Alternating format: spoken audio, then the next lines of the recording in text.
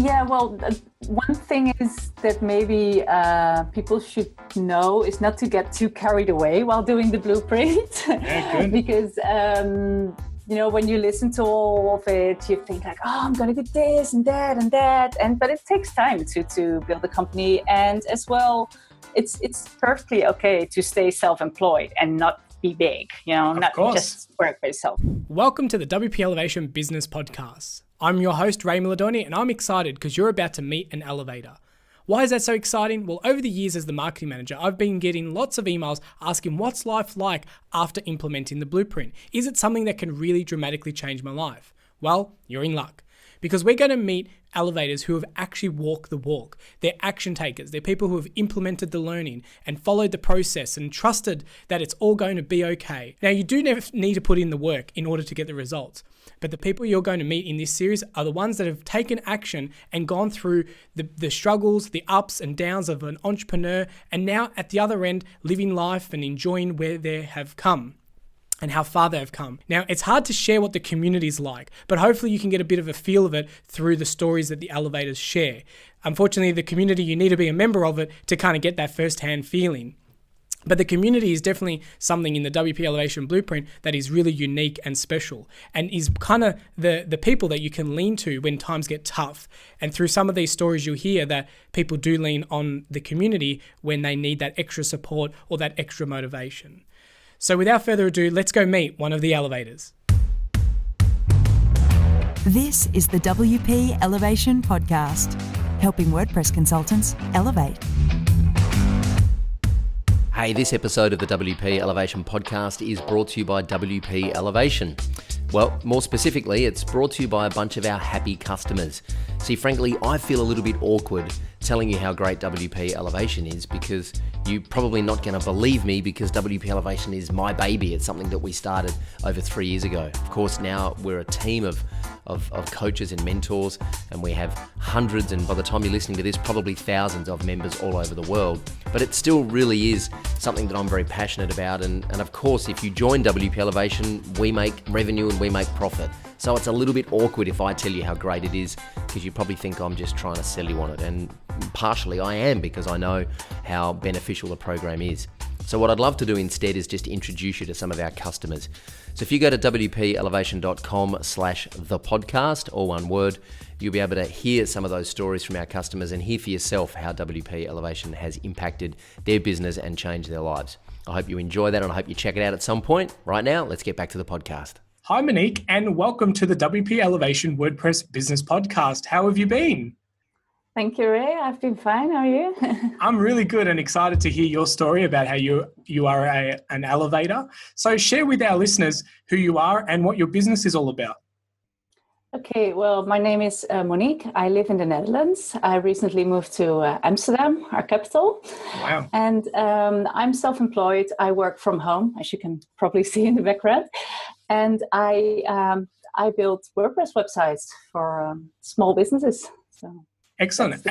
No worries. And were you always doing that or have you changed over the years? Yeah, no, I was actually trained as a graphical engineer in the late 80s, but that sort of profession is, I don't know if it still exists. And I sort of grew into management jobs in the printing industries, but the whole industry went down and I decided to move on and move to the countryside about 15 years ago. And then I started my own web shop in organic gardening, sustainable gardening. Wow. That was really cool because I got to sort of implement all my expertise. And I've been building websites in the 90s, but just for a hobby. So then I could sort of use my graphical expertise and my hobby for building websites into building my own web shop. So that was cool. Yeah, excellent. And so when did you discover the blueprint? Like, how did you come across it? What were you looking for? Well, I've actually been building websites since 2011, and I felt it was sort of necessary to move on. I felt my business wasn't scalable. I could just, have 2 or 3 clients a week and do lots of strategic stuff for them. But then I was thinking like, what could be the next step? And I think it was like maybe one of the partners you work with sort of told me about WP Elevation, and I looked into it and I thought, yeah, could this be something? So you get lots of like offers and opportunities and the big promises. So Yeah, I was a bit skeptic in the beginning. I can say that. Yeah, absolutely. And that's really interesting, because what's one of the first things that our elevators say on our feedback form is that they were very skeptical. And I think it's because of the fact that there's been a lot of programs, a lot of courses, a lot of, these With overnight success. That's right. Yeah. We try not to be that. And it's very hard to kind of show people a glimpse into what life is like. And that's part of the reason why we're doing this series on our podcast is to show that these are true stories. And, everyone has a different story. Like some people I've interviewed haven't even implemented all the blueprint and their business is growing. So even just putting some of it to practice is great. And so I want to explore that skepticalness a little bit more. What was it? Did it seem too good to be true, or was it, you've been burned before? Why did you have that thought? Well, it was quite an investment. Well, not if you look at it, afterwards. But it was a bit of money that I had to decide, do I want to invest this and what's it going to bring? Because the skeptical thing is that I think most programs are okay, but you're actually the one who has to do the work. I mean, you can have this big pile of books of like management help books, but the one who has to implement and execute all the advice and the knowledge has to be you. And as long as you're not doing it, well, then I think the blueprint or WP Elevation can't be of any help either. So, correct. Yep. So it was sort of, will this help me get the right mindset and do it? That's actually... Yeah. And the price point has been designed that way as well, because as you said, afterwards it becomes a return, but you can't see the return on that investment. No. And most people, kind of share that it's paid off in the first week or 2 weeks, or a connection they've made in the community, or a problem that's solved, really quickly that they've been working on for months. So we can't just, we can't we can't create that for everyone before they join. And the price point is made to kind of filter out, the action takers, people who are going to take that action and go, I need to do exactly what you said and put the work in. So what was life like before the blueprint? What was your business kind of running like? Well, I was really sort of like working on demand. So people would come with a request. I would make a quote, and then it would say, oh, that's too expensive. It's actually the usual story. Yeah. And then I'd say like, oh, well, I can give you a discount, and then do it and make too many hours. And I think everyone can relate to the story, because that's probably what happens with everyone. Yeah. I can see everyone listening to the podcast nodding as they're listening, going, that's me. Because we've all been there and done that. Yeah. I'm not totally like, it's not that I'm totally over that yet, because I'm still struggling with pricing and, sticking and convincing clients that it's worth to pay the money that I'm telling them to invest. Yeah, perfect. And so what's life like now after you've implemented the blueprint? Well, actually, the first thing I got better in is like getting rid of clients that weren't fitting within like the blueprint or the new way of working. Yeah. I didn't make very many friends with my existing clients, like changing my work policy. Some of them got really angry and just left. Because they thought I was getting snobby and, raising my prices for no reason and comparing it like not in a reasonable way. So that's something that's really changed, and actually better clients came in return. So I'm happy that I did that. So it's not really a loss. So it's good. Like getting better clients has helped me like making room for that, instead of like, staying in the loop, just saying, no, this is where it stops. I love that. There's so many people who don't know how to say no. And then it is very much, you start attracting the same clients that you've got, and creating that filter even in your mind and taking some action. You then really set out to attract similar people, and it's very, very powerful. And I'm glad that that's one of the first piece, and we have dedicated courses as well around getting better clients and finding out what your sweet spot is, and who your avatar is, and making sure that you know exactly who you're trying to serve. Yeah, it's really hard to do it in a nice way. You have to sort of practice. Yeah, because Yeah. you don't want to come across as too arrogant, like, oh, you're not good enough for me anymore. So Yep. it's really a hard thing to do, but Yep. well, I can't help it if people don't accept it. That's it. And like you said, you've seen the light at the end of that tunnel of what it's like once you make those clear decisions. And that's perfect. So as you're going through the blueprint, I know there's a lot of content that kind of gets released and uncovered. What was a aha moment or a part of the blueprint that you just really loved and kind of implemented straight away? I started last October, so that's about half a year ago. Let me think. I actually started because I'm not English speaking, so I started translating a lot of the emails straight away. What I liked and what I already did was like a free giveaway to grow your list. I really liked about the blueprint that there's a lot of material that you just get and to season. How does Troy say it? Season to taste.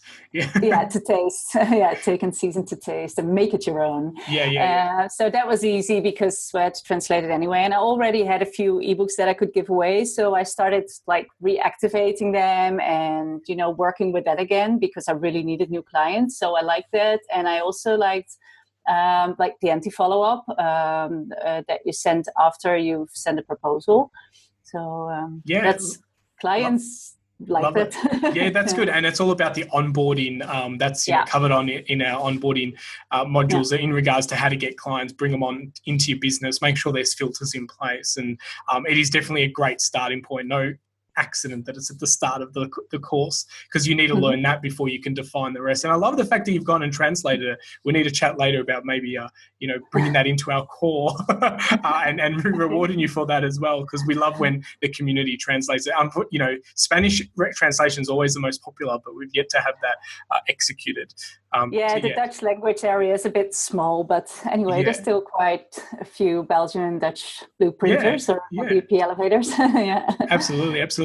And so we talk about elevators, and you're an elevator and you're in the community. Share with the listeners what the community is all about and what you've been able to benefit from our community. What I really like about the community is that people are without any prejudice. Whether you're a newbie or whether you have a bad experience, people are not sort of being shiny in front of the rest. They're not trying to show off. People share like bad experiences, good experience. They help new people, even experienced people ask questions. They're not too big to share or to ask questions. It's very open on equal level. That's what I really like. And it's not like, oh, you can look that up. 10 people have asked that before. There's always room for same questions again. Yeah, I love the fact that the community is not a place where everyone's competing against each other. It's everyone's kind of really wanting everyone to win and lift the quality of what WordPress websites is all about and how to be a consultant and act professionally and with ethics and so forth. How have you found that's right. It's good. And people treat it like it's family. People share things in there that they don't even share publicly on their Facebook group because they feel safe, like it's a safe place. And we love when we see those posts come up because it really aligns with our values of what we're trying to create, is that safe place for people, not to feel isolated. A lot of people working from home like yourself, and it can be hard to kind of feel connected with the community that's all digital and, in the tools and the code and plugins and things like that. And as well, we're all professionals. So trying not to sort of let people down. And when you're face to face with people, you always have to be like, oh, I'm the one who knows stuff, or I'm always doing really good. And it's a place where you can be vulnerable. You can say like, oh, I had a really bad talk with a client. What should I do? And people are really sort of encouraging you and giving you advice. And that's very valuable. Yeah, and the support goes beyond the blueprint. Even once that's learnt and executed and implemented, then it's about those bad days and who do you lean on when that happens. And the community is there to support you during those situations. So that's great. obviously we also have some coaches and so forth. How have you found the coaches in the program around, additional webinars and extra content after you've completed the blueprint? Yeah, I really was doing the coaching calls when I was doing the blueprint. And that's one of the things that I wanted to say that I really liked about like the promise and getting back and actually do stuff. That was really helpful. Like you couldn't forget about it because you had this sort of motivational call every week. So that was one of the valuable things as well. And I'm sometimes struggling with the times the coaching calls are on. They don't always fit in with my working schedule. I find them harder to watch like async, because then I get even more distracted when it's live. So live is very good. I haven't done that many but that's not because they weren't good. It's just my time. Finding a way. Yeah. And what about all the bonus material that unlocks during the course? And not to share too much of what happens, but was there any bonus materials or additional courses that really helped you or able to kind of do a deep dive or track or masterclass, whatever we call them these days? Tracks or whatever.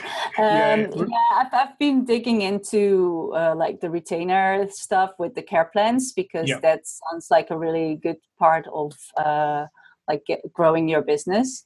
And I'm still sort of figuring out the way it's going to work for me and my clients. So, but that was one of the things I dug into firstly. And afterwards, I actually went back to a few modules of the blueprint, because I sort of followed it to stay on pace, which was good, and get like the whole story. And now I'm sort of like digging deeper into bits and pieces where I want to sort of extend and improve things. For my own workflow. Yeah, absolutely. And that's what's really great, is that you do get access to the course for life. So whenever you need to revisit something, whenever you want to rewatch it, it's like rewatching a movie. You go, I don't remember that scene the first time I watched it, because your brain just kind of went off into another thought or down a different rabbit hole. But, we have a lot of people request to do a refresher or redo it. And they like the fact that it gets drip fed. But once you get to the end, you kind of basically get it all, and you can go back to wherever you want. One of the things that our course is very unique in a way is that it is drip fed. How did you find that? Because you mentioned before, like you wanted to keep on pace and so forth. So the fact that it was drip fed, was that something that worked in benefit for your schedule and your business? Yes, that worked for me. And I dedicated like the Friday to do the courses. Some parts of the course were too big to implement in a week. So maybe look into like that to make it like more equal parts, or do one part of the blueprint 2 weeks. Like, split it, because then you sort of fall behind. That's what happens at some point. But I decided to just watch the videos and go back to the content. So the drip feeding. Yeah, sometimes it would have been nice to sort of continue, but like I said, combined with the coaching call, it was nice to it gave you a motivation to stay on pace, because the coaching call was supporting that week of content. So yeah, absolutely. And it's kind of like when you go to school, you can't just walk in and say, I want to do class, I want to do, class 4 when I'm in, class 2. It's like there's a process, and we know that, because there is a lot, and you're right, some of the modules, and we're actually exploring this at the moment, one of the biggest modules is the delivery module, and it's a lot of homework and content to absorb. And so we're thinking of splitting that up into different modules, because we listen to the community, as what you're saying as well. And we have a really good way of getting things done really quickly, and working with our coaches to bring new material. And, we're in the tech space, things can become outdated really quickly. So we need to have fingers on the pulse, So lots of new tools and page builders, and it's hard to keep up sometimes, but we're working on it. And we are. Yeah, that's right. And we are working on it. So it's funny that you say that, because it's definitely on our list of strategies for the next 3 months to do that, and focus on implementation as well, and getting people assisted to implement some things and so forth, which is the things that you've said. So it's great that you mentioned that as well. So what's the business looking like for you? What's on the roadmap? Where you're looking to scale or grow or bring on team members? What's the future looking like?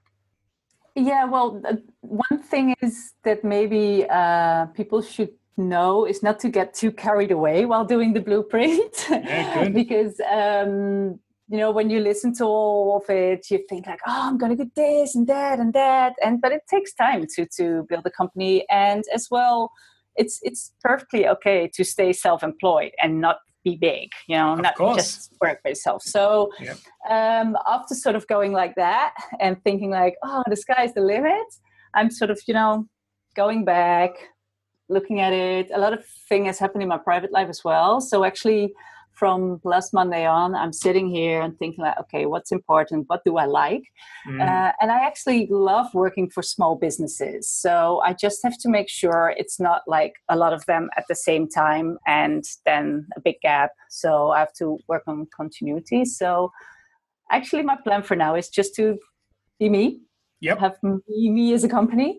And I have one guy doing the maintenance on my website, which I absolutely hate. I just hate doing updates. So, and he's even better at it. He did support work for a while. So he's doing that on a monthly basis. So that looks okay. And I want to do like more strategic coaching stuff, which is a personal one-on-one thing anyway. That's not really easy to give to someone in a team. So maybe I'm leaving sort of the building part and the designing part and giving that to other people, but that I'm not there yet.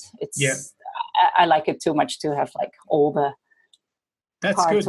That's good. It's good that you have the ability to have clarity around that, because there's a lot of people who don't know what they want. And the fact that you've done an exercise where you've, sat down and looked at what you want and, design your business to support the lifestyle that you want. And you're right, it doesn't have to be going from a solopreneur business to an agency with big offices and overheads and staff. Like sometimes that's not what people want. And sometimes they think that and then they change when they start doing it and going, oh, I think I've bitten off more than I can chew. But it's great to hear that you're, putting thought into building your business the way that you want to design your life. And it's, there's a lot in that. I think more people are choosing to slow down and just live a life that's more simple and basic, Yeah, true. Yeah, I had the same when I was working in the graphical industries because I really liked graphical design.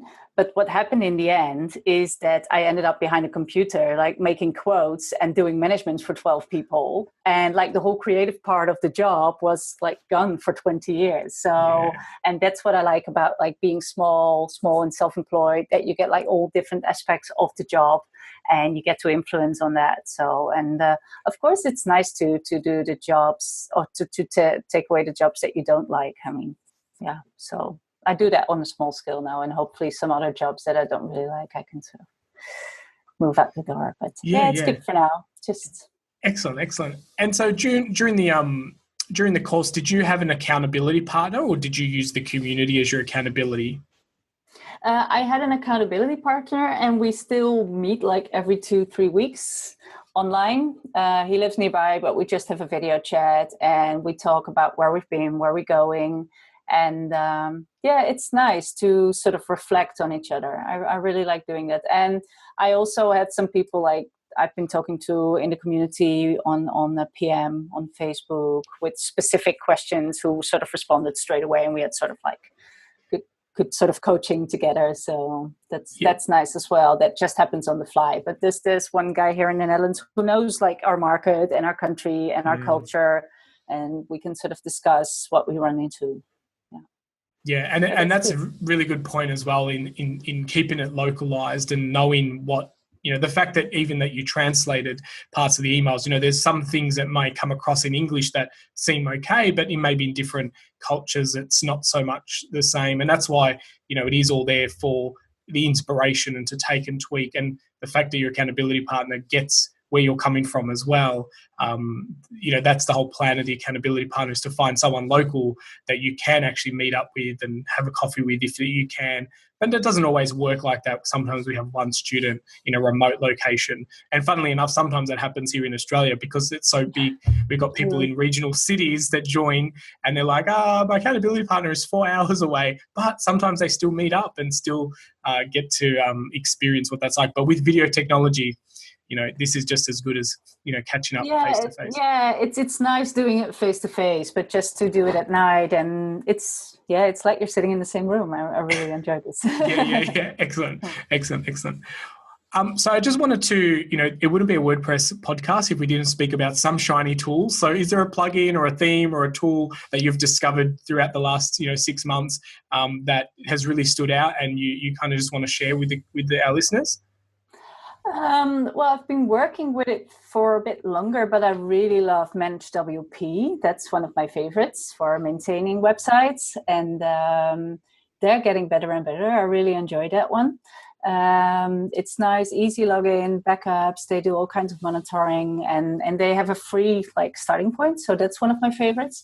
And I've been really exploring all the page builder that are there. And Beaver Builder is really standing out for me as well. I think they were actually the one pointing me to WP Elevation. Yeah, that's right. Yeah, cool. So they're really good. And what I like about them as well is that they're not sort of scaring away from the development within WordPress like Gutenberg, which some page builders seem to be a threat for them, but they're really sort of embracing it and say we're going to see how we can get the best of both worlds. So I like that mindset of not sort of pushing things away, but embracing it. So. Yeah. I love that as well. It's about how do we work together, not it's us or that, So yeah, absolutely. That's really good.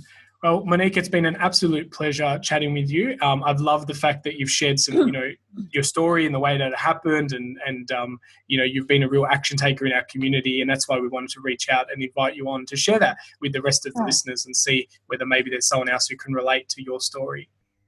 Thank you. It was a pleasure doing it. No worries. So how can people find out more about you, and what's your ideal client, who you're looking for, that people can reach out if they want to work with you? Well, my ideal client would be someone who wants to take the next step, who maybe has a website or a business for a few years, but is really sort of struggling with the why and where to go. So I really love doing strategic sessions and helping smaller businesses getting a focus. And but I've been quite successful with that, and giving people the mirror, so it's hard to do it for yourself, but it's nice doing it for others. I'll be happy to help small businesses exploring that. Excellent. And how can they get a hold of you? That would be probably through Twitter. My Twitter handle is Boo Media. It's BOE and then media.